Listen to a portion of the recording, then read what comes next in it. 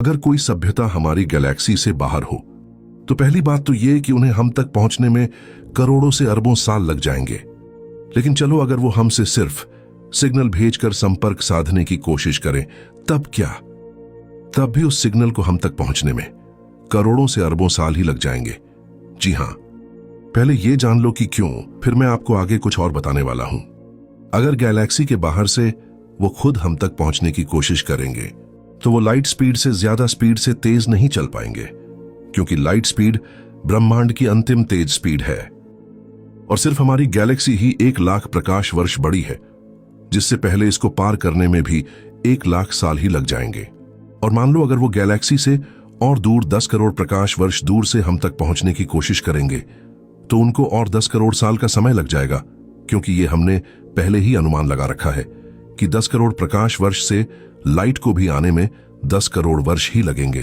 और अगर वो हाईली एडवांस हुए तो वो लाइट स्पीड से ही कहीं भी पहुंचने की कोशिश करेंगे, मतलब उनको उतने ही प्रकाश वर्ष का समय लगेगा जितने प्रकाश वर्ष दूर से वो हम तक पहुंचने की कोशिश करेंगे। और चलो, जैसा कि मैंने आपको बताया था कि अगर वो सिर्फ इतनी दूर से सिग्नल भेजकर हमें अपने होने का प्रमाण भेजें, तब क्या?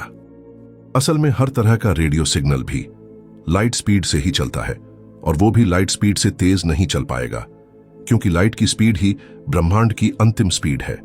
मतलब सिग्नल को भी हम तक पहुंचने में उतने ही करोड़ों वर्षों का समय लग जाएगा जितने करोड़ प्रकाश वर्ष वो दूर से भेजा जाएगा। मतलब उनके खुद आने और सिग्नल भेजने में समान ही समय लगेगा।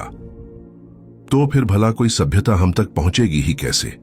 ऐसे तो फिर किसी भी सभ्यता का हमसे संपर्क नामुमकिन ही होगा, और हमें अकेले ही जितने हो सके ब्रह्मांड के रहस्यों को खोजना होगा, और अपने अस्तित्व के भी।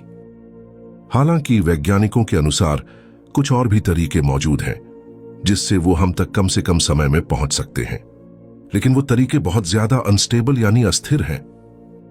जैसे वर्म होल, जो स्पेस में एक शॉर्टकट होता है जिससे लंबी दूरियां कुछ घंटों में ही पार की जा सकती हैं, लेकिन हमारे वैज्ञानिकों के अनुसार ये बहुत छोटे होते हैं, और ये इतने ही होते हैं जिससे इतने छोटे वर्म होल के अंदर जाना नामुमकिन होगा।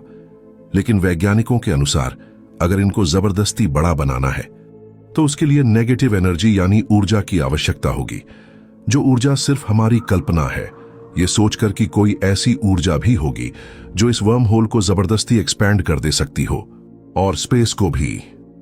लेकिन सच में कोई ऐसी ऊर्जा होती है या नहीं, पता नहीं। लेकिन चलो अगर एलियंस वो ऊर्जा खोज भी लें और वर्म होल को एक्सपैंड भी कर लें, तो जैसा कि मैंने आपको बताया कि वो बहुत अनस्टेबल यानी अस्थिर होगा। मतलब वो वर्म होल कहां खुल रहा होगा वो उसकी अपनी मर्जी होगी।